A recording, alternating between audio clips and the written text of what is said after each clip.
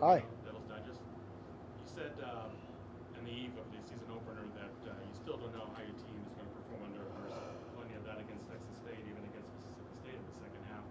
Do you feel that you have an answer to that question right now? Yeah, I mean, our guys didn't flinch in that game, which was awesome to see. There was never a wavering, never a flinch, just on the sideline with their body language, with anything. That's a really good sign of the direction of the program, is when you win games like that, when your guys don't flinch. Chris, then Michelle. Chris Carlin, sort of building off that, what is the value of the team seeing all the things that you've talked about over the last year and a half come to fruition? What is the value of that, and what are potential pitfalls to being there? Yeah, obviously the value is that you get buy-in with success, right? It's a lot easier to get buy-in with success than it is to continue to try to preach on the dream or what should happen if you work hard, et cetera, et cetera. The negative is expectations. People get unrealistic expectations with success. That's part of being in the entertainment industry. Is you entertain and people get excited, and excitement creates expectations. Expectations create pressure, right? And then you lose your edge or whatever that dynamic is. So I think the key is we're the same team that we were before we played a game. We're the same team we were in spring. We're the same team we were in fall. We added a few players. We've played a few games. That's really about it. But we're the same team that just needs to get better and better and better. And the best opponents we face this year are in our future. They're not in our past. And we have to get better every single week if we want to continue to have, fun Saturdays. Do you think the players are grounded to that? I do. I think last week was humbling. I thought we played absolutely horrible, specifically in the first half. I mean, it was really, really bad. Over 50 MAs as a football team in a football game, even though it's a short week. It's not good for us as a staff, not good for them, the players in the field. It's not good for anybody, and it starts with me. We can't go into a game and have plans that produce 50 MAs in a football game. So we probably did too much on a short week. Both of our sides of the ball are more schemed up schemes than we are just go roll the ball out and we can go. So that short week was probably harder on us than some other teams just because of how we play offense and defense. We probably had too much in, and that's on me to monitor that moving forward, because you can't win a game with 50 MAs. Well, we did, but you shouldn't. Michelle and Doug. Michelle Warner, Arizona Republic. I have a question and then a follow-up. At the end of the game, when that 1 second was put back on the clock, one thing I noticed is that none of your players were whining or complaining. It seemed like they came back out and went, okay, one more play. So obviously that's a sign of kind of maturity that your guys probably wouldn't have reacted like that a year ago. No question. What I tell the guys is let me do all the complaining. Like, let anything that you want to complain about, tell me. I'll do the complaining, you do the playing. Don't worry about the officials. Let me control the officials. Let me talk to them about things that are happening to you.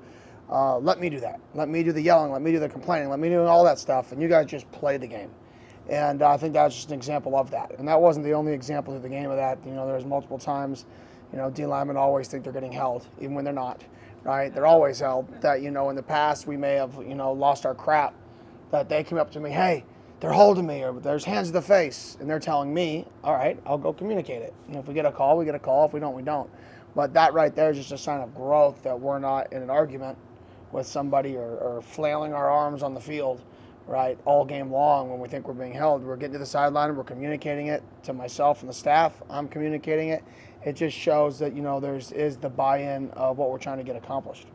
And the follow-up is, was there one point in the season or before the season where you kind of said to yourself, I think this team is different? Yeah, I mean, to be honest, just the work they would put in the weight room, and like the lack of people on lists. Like, that sounds like such a little thing, but just the minimum expectation was so much higher all off season long, right? It's the minimum expectation is what I call the standard. Like, it's like, be early, be on time, be where you're supposed to be, work hard. All that stuff takes no talent, and it's very simple to get accomplished, right? The moment where I felt like, okay, we may have really good leaders, or we may have some leadership here, was when we said, hey, you guys have one more 5-yard sprint. You have to do it perfectly. And then the offense ran 40 yards, the defense ran 30 yards when they went back to their huddles and described the drill. They made them, the leaders said we wanted to run 40 and 30 instead of the 5-yard sprint that I said. I think that was a really good sign of, okay, these guys want it. Doug and then Jake. FranzUpload.com. Kenny, I can't imagine, kind of a follow-up to what Chris just mentioned about being grounded. Now is the moment you're 3-0 and learning how to handle success for the kids. I know that there's a ton of businesses that maybe weren't behind the kids NIL-wise before, and now they're coming at them with offers like crazy, and everybody wants a piece of being 3-0. It's federally mandated that kids have the right to make money, yet at the same time, how do you keep eyes on the prize? What are the safeguards you have in the program that kids are focused on what they need to be focused on, but at the same time, allowing them room to grow and make mistakes? Yeah, I mean, I think just honesty. I think if you're just always honest with people, right, and they know you're honest with people, then they're going to listen to what you have to say. If every game I go in there and say, this is the best team we've played, all right, they're going to be like, oh, here we go again. This is the best team we've played, week 12. Again, right? You have to be honest, right? There's going to, like that team last week, I thought was the best team that we'd faced up to that point, right? They were really good up front. They ran to the ball harder than we did throughout the football game, which is what showed up on tape. And it was the first team that I thought played harder than us at times. And I think it's more the honesty with your guys, and they know the truth. So you just got to tell them the truth, and hey, you're going to get opportunities, great, go take them. But what does that have to do with the fact that if you want more opportunities, we got to continue to play well, and those opportunities that you're getting have no effect on if we continue to play well. And like I said, I thought we played a bad game. I thought I coached a bad game. I thought I put our guys in bad positions to be successful, especially early in the game. We weren't ready to play. And then we had 4 penalties on one drive, which is unacceptable.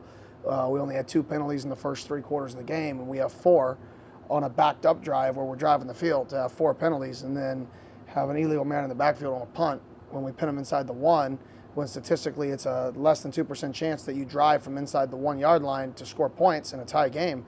That could have been one of the most catastrophic, could have been a game-losing penalty, just not lining up on the ball. And I got to get all that stuff cleaned up.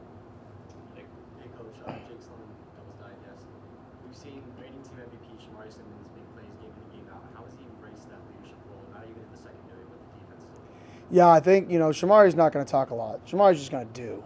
Like, that's X is going to talk. It's a perfect combination, right? Those two are the dynamic. I mean, it's an absolutely perfect combination because Shamari's just going to do.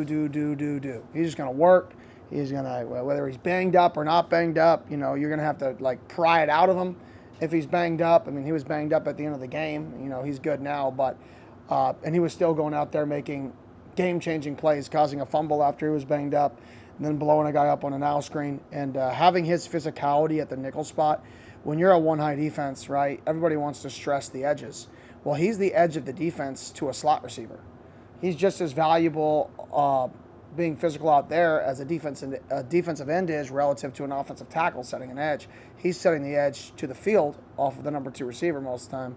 And right now, perimeter screens and stuff like that, he's not eliminating because people are still throwing it, but he's making a coordinator on tape say, man, we need to double move this guy, not we need to throw screens into this guy. And nobody really wants to go into a game saying I have to double move this guy and I can't throw my extended RPO game. You want to say this is my answer once a game. You don't want to say, oh, crap, this guy just is so physical, I don't know if we can block him. And I think he's doing such a good job there, and he's buying into that role. It's a huge game changer for the football team. Julia and Paul. All right, Kenny, Big 12 begins obviously this week. Just what's the mindset heading into this week, and then what do you expect from the crowd in Lubbock, Texas? Yeah, mindset, this is the first Big 12 game. Like, this will go down in literally history. There's only one game that's a first.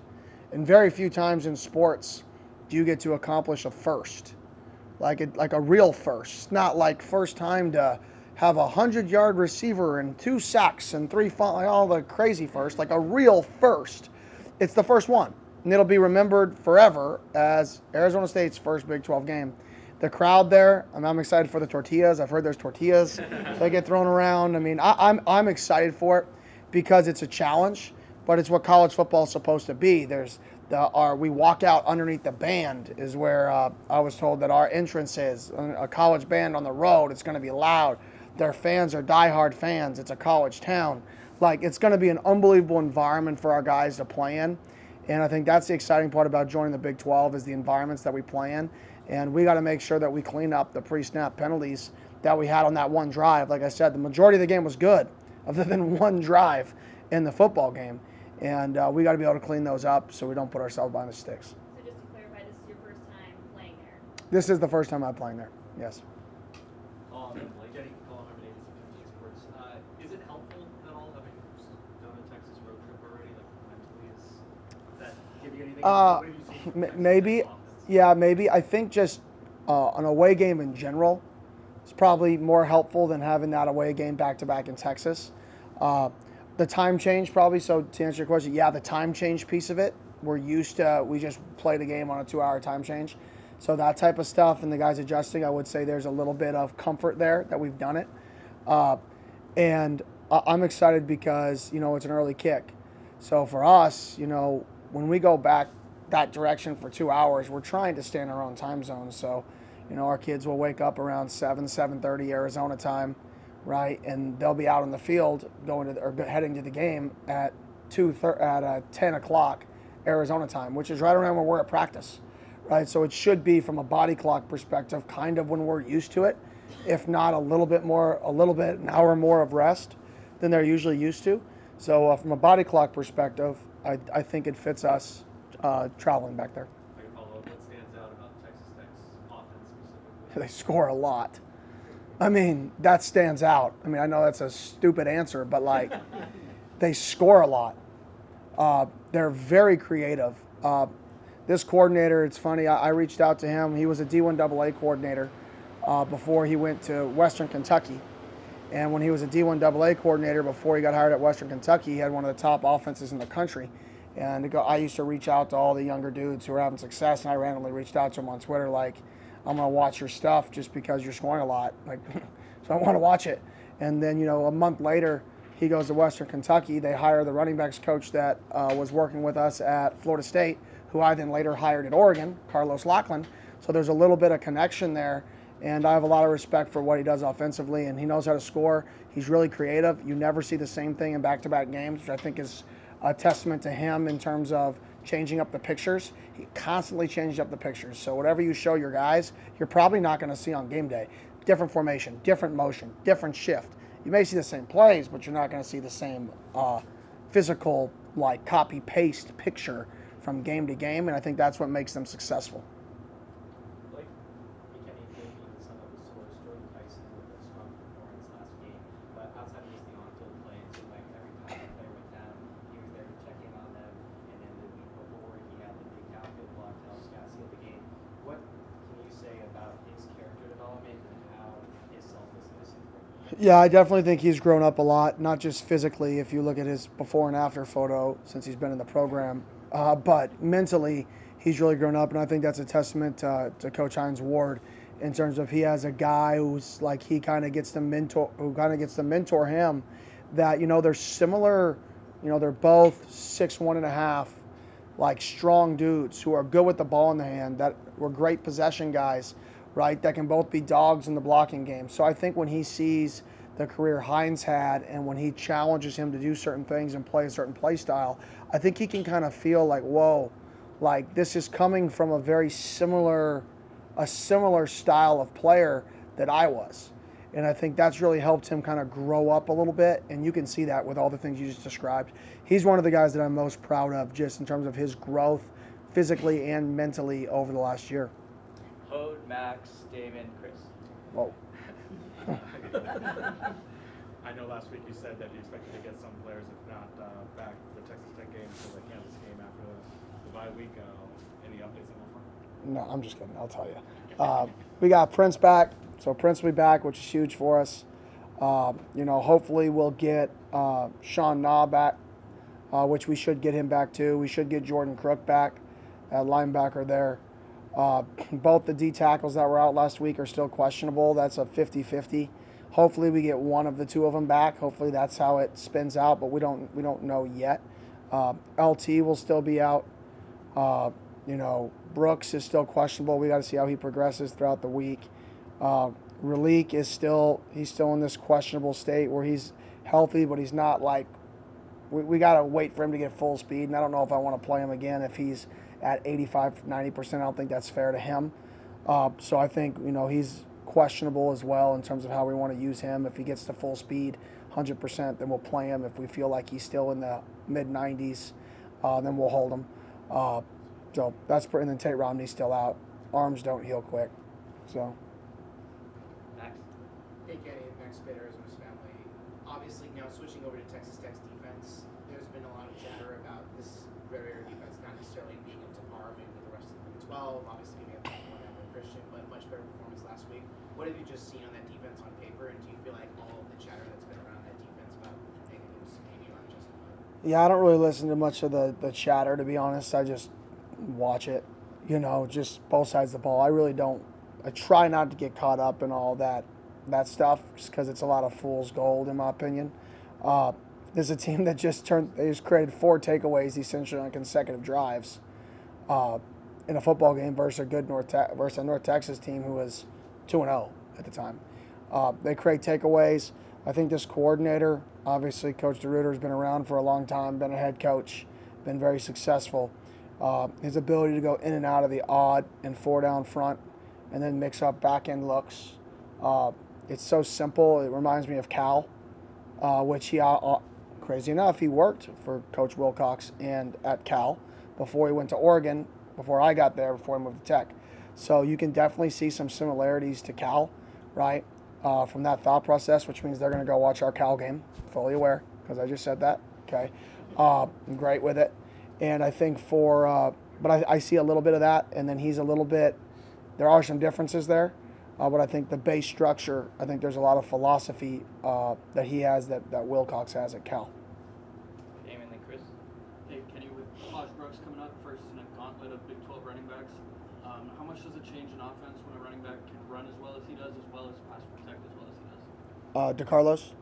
Taj Brooks from Oh, Texas my Tech. fault. Brooks, sorry. Wrong Brooks. Yeah, he's dynamic. I mean, you're not a 1,000-yard rusher on accident. He's absolutely dynamic. Last year, he was making plays left and right. This year, he was sat out the Washington State game. But since he's been back in, their rushing attack it drastically turns when he's in the football game. So even if you look at the stats, so the fact that he's back is huge for them. It's somebody we got to control, we got to contain. Chris? Kenny, Blazing Lona Wong, Caleb McCullough are 2 of the few players that were on the team that you inherited, and they both made an impact in that game, especially when you were injured in part 6. So can you just speak to what you're getting out of some of these guys and the value that they can? Yeah, those guys that are still here, I mean, kudos to them for just battling and battling and battling. And they're both playing for us, which is pretty cool. And I think both those guys have always had really good mindsets. They've both always been about the work. And I think that's, I think the guys that are still here, they're, they just wanted to work. They just wanted to keep plugging away, keep getting better. And I think both those kids kind of do that. Where does it say that just when you had so many of your players out that you were able to still win a game? What's the difference? Yeah, that's probably the biggest. We harped on depth. I thought we had depth to survive some situations like this. And I think the short week, being banged up specifically at one position, the D-line, and the core and your linebacker, when you have 4 of your top 8 guys out, right, going into the season, and they're out for a big game on the road, and to still find a way to win, guys like Dieter step up, and Monday step up, and Blazin step up, and Caleb step up, and be able to win a football game still, that shows you the depth. And that good experience for them, and hopefully we start getting guys back and back and back. And as we get guys back, we're going to become a better football team. And I think we get a wave of guys back this week. Anyone else? It's got to be. I know there's one question left that nobody's asked that has to be asked. I'm not sure if it's the question you're looking for, Kenny, but Parker Bay with Inferno Intel. Just wondering your thoughts on Elijah Neal's development in ASU and what he brings to your defense. Yeah, he's been unbelievable.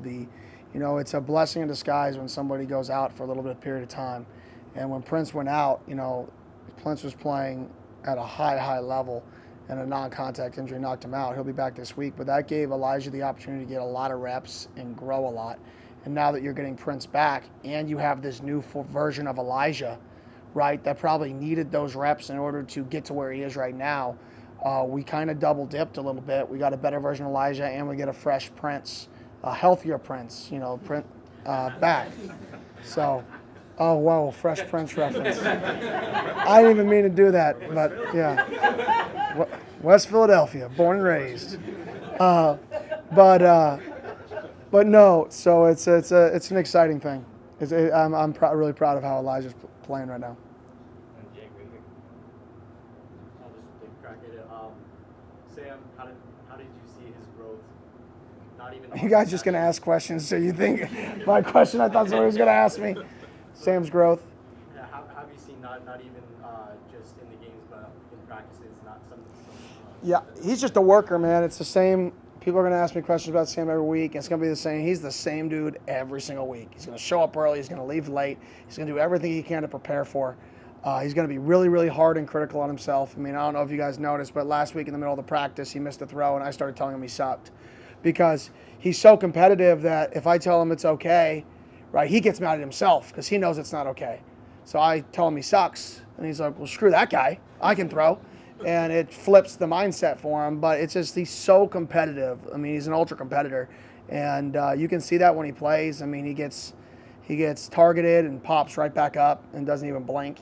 And we don't want him to get targeted. We want him to fall down. We don't want him to fall down, but it's still, the kid's awesome. I'm glad he's the guy that with 4 years left, I get to say my tenure here is linked very strongly to him. And I'm glad that he's the guy that it's linked to. Michael and Doug. Coach, you mentioned Shamari, and obviously the blow-up play against Mississippi State, the one against Texas State, blow it up, and then that interception by Expert. When Shamari's making plays like that, and you see, like you talk about his leadership, or just kind of by example, what does that do for the rest of the defense? Yeah, I think the guys respect him so much that when he makes plays or when he gives energy, when he gets excited, it just ramps everybody up. Some guys, they always get excited. They'll get excited if their pinky touches the ball carrier, right? Well, Shamari is one of those guys that when he gets excited and ramped up, it brings a real natural juice because it's real, right? It's not fake. It's not half in, half out. It's like, dang, that's like real passion, right? So I think when he makes those plays, that everybody feeds off of it. So. Question number one, what is the question you're waiting for? I thought somebody was going to ask me about Jalen. Just because, that Jalen was, and I'll answer the question, but Jalen was awesome Sun Devil here. I mean, he had his own podcast here. He was one of the most liked people in our program. I brought him to media days as a captain here. We went to Vegas together here. We took him to a show in Vegas during media days and went to dinner. Like, I had such a good relationship with Jalen. I'm glad to see his success. He's had a really good first 3 games. He's playing the Wildcat there. He's playing wide out. He's playing tight end. He's in the backfield as the second running back. He's back really close to home where his family and his mom, who he's really close to, can watch him. He's with a coach who I respect and a coach who I know will take care of him. So couldn't be happier for him and what's happened for him in the first 3 games. Hopefully there's one bad game in there, maybe week 4. That would be the goal, right? But other than that, I wish him nothing but the best, and I just want to see him succeed. And I can't imagine the positive of having a win in Texas on a Thursday night going into a weekend. So what all did you do Friday? Where did you go? And Saturday morning? Friday I was in San Marcos, then went San Marcos to San Antonio, saw 5 schools in San Antonio, then left San Antonio, went to El Paso, so I watched a game in El Paso, and then left at 9:30 at night or whatever after the game, and then flew back home. And then Saturday we had a day off, so I got to hang out with the little guy. Thanks, Coach. Perfect, thank you.